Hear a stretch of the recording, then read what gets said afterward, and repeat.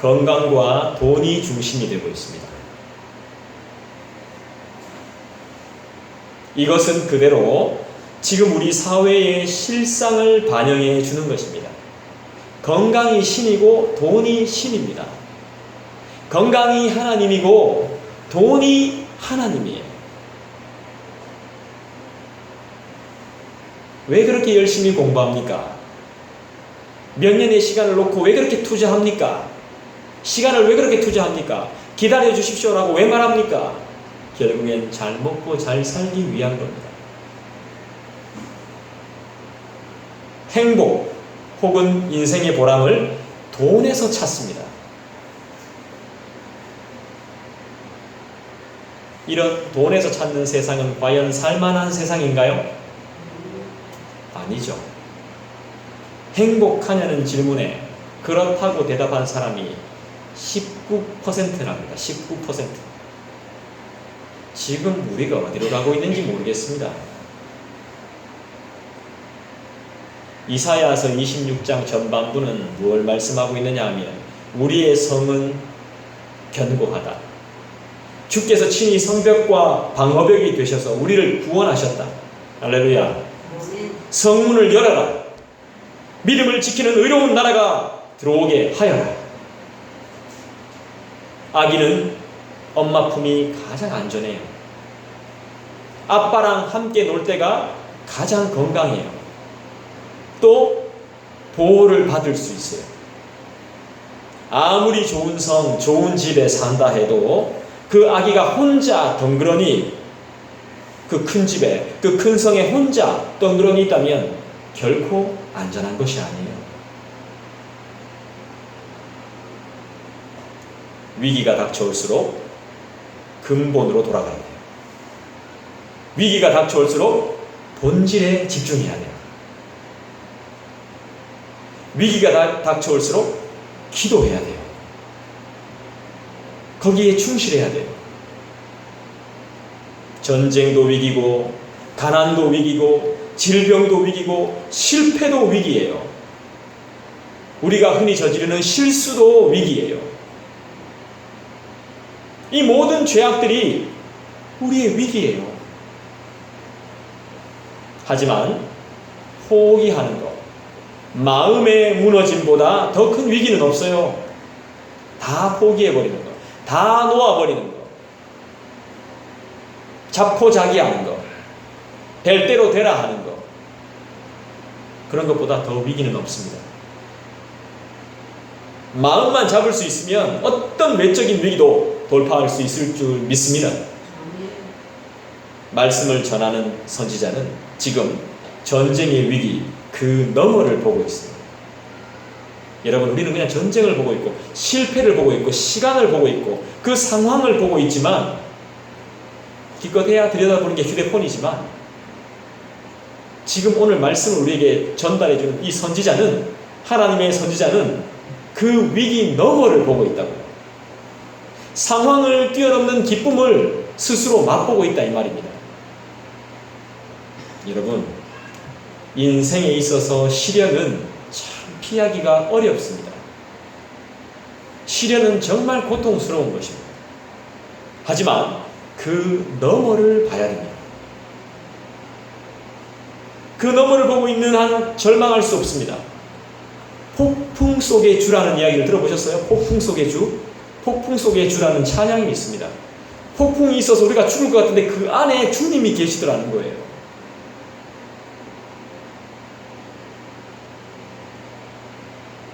참혹한 시련이 다가온다 해도 하나님과 맺은 언약을 신실하게 지키려는 원칙을 포기하지 않는 사람, 한결같은 마음으로 주님을 의지하는 사람은 결코 넘어지지 않습니다.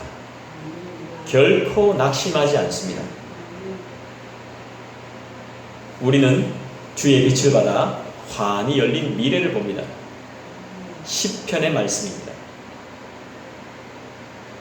이 시편 저자의 고백은 우리 영혼을 밝히는 등불이 되는 것이죠. 주님을 의지하는 이들에게 견고한 반석이 되시는 하나님, 동시에 교만한 자들의 견고한 성을 허무시는 우리 아버지 하나님,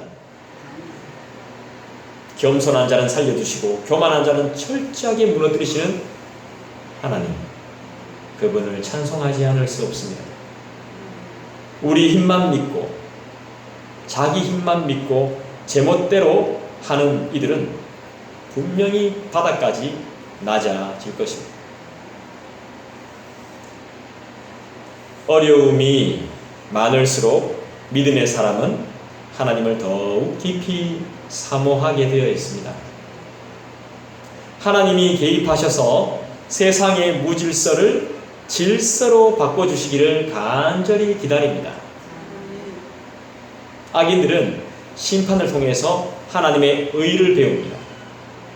의인들은 하나님의 샬롬을 맛봅니다. 샬롬, 안녕하세요, 이 말이 샬롬이라는 뜻입니다. 하지만 불행하게도 악인들은 고통을 통해서 배우지 못합니다. 왜죠? 눈을 감고 있기 때문이에요. 영적인 눈을 감고 있기 때문입니다. 아니, 우리가 그냥 눈 감는 게 아니고 영적인 눈 자체를 감고, 영적인 눈이 둔감하기 때문에 못 배웁니다. 그들은 하나님의 심판의 손이 그들 위에 높여 들려 있는데도 그것을 알아차리지 못합니다. 눈 감고 있으니까. 지금 하나님의 심판의 손이 내리치려고 하는데 몰라요. 몽둥이가 지금 왔다 갔다 하는데, 칼날이 왔다 갔다 하는데 모릅니다. 왜 그래요? 눈을 감고 있기 때문에 그래요. 알려고 하지 않기 때문에 그렇습니다.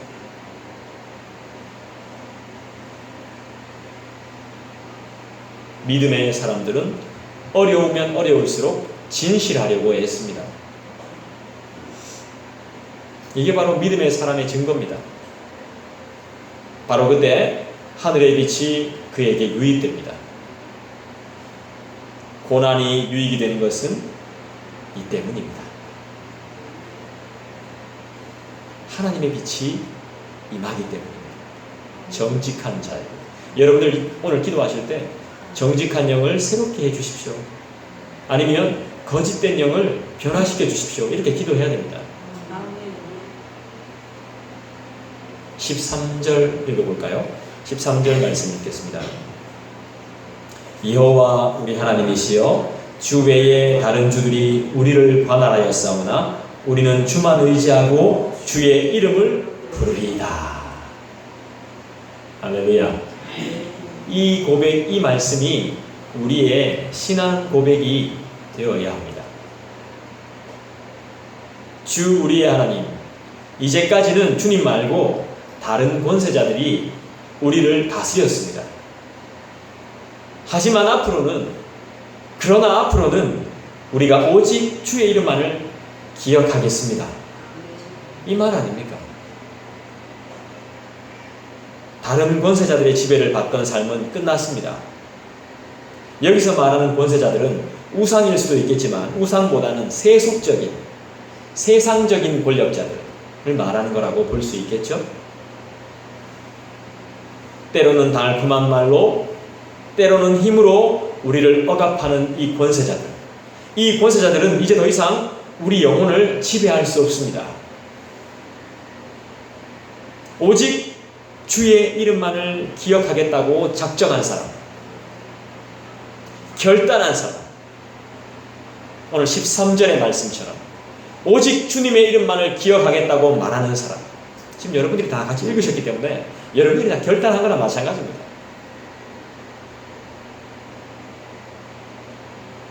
세상 그 무엇에도 매인 사람들이 아닌 겁니다. 다 자유인인 거예요. 우리가 진정한 자유를 얻기 위해서는 다른 거 없습니다. 확실하게 하나님의 사람이 되면 됩니다. 확실하게. 그렇게 기도하시기를 부탁합니다. 확실한 하나님의 사람으로 내가 그렇게 서기를 원합니다. 하지만 주님만을 기억하며 살겠다는 우리의 다짐은 현실의 벽 앞에 또 부딪힙니다. 현실의 공고함 앞에 또 부딪힙니다.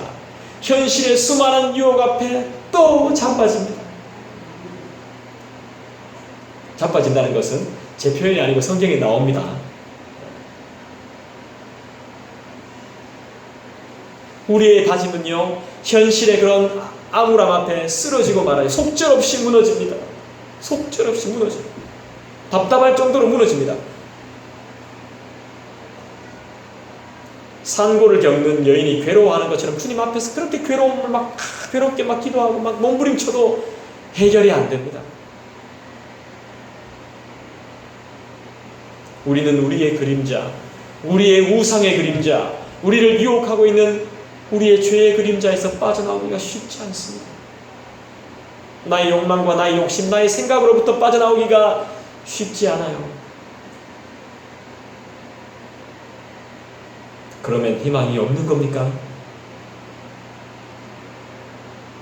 오늘 보고 있는 말씀은 절대 그렇지 않다고 우리에게 말씀해요. 그죠? 역사의 주인이신 하나님은 어떤 분이십니까? 우리 하나님, 우리가 믿고 있는 이 하나님은 어떤 분이세요? 이 교회를 세우신 하나님, 우리를 창조하신 하나님은 도대체 어떤 분이십니까? 우리가 내뱉는 절망의 애가를 희망의 성가로 바꾸어 주시는 그런 분 아닌가요? 아멘. 우리가 절망을 내뱉을 때도 그분은 우리의 소망이 되시는 거 아닌가요? 아멘. 우리가 괴로워서 떨 때도 그분은 우리의 미래 아닙니까? 바꾸시는 분. 우리의 절망을 소망으로 바꾸시는 그분. 하나님은 창조 때 그러셨던 것처럼 지금도 생기를 불어넣는 이슬로 우리에게 다가오십니다. 인간의 욕심과 폭력으로 팍팍해진 이 땅, 불모의 땅에 새벽에 맺히는 이슬처럼 살금 다가오셔서 이 땅을 새롭게 바꾸어 가시더라는 것이죠. 12절을 한번 읽어볼까요? 12절 같이 읽겠습니다.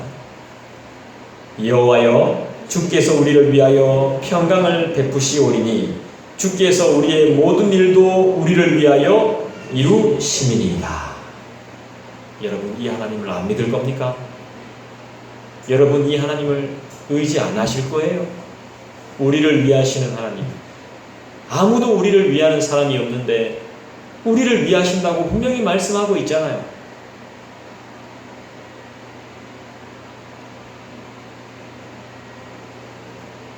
주께서 평강을 택한 자에게 그 평강을 허락하시는 이유가 무엇입니까?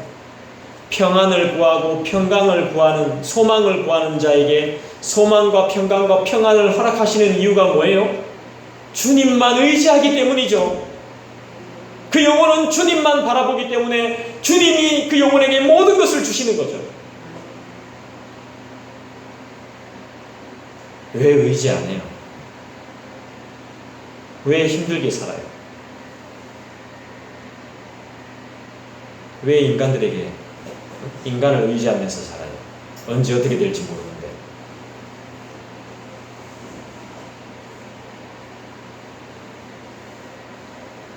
주님만 의지하는 자들의 특권이 뭔가요?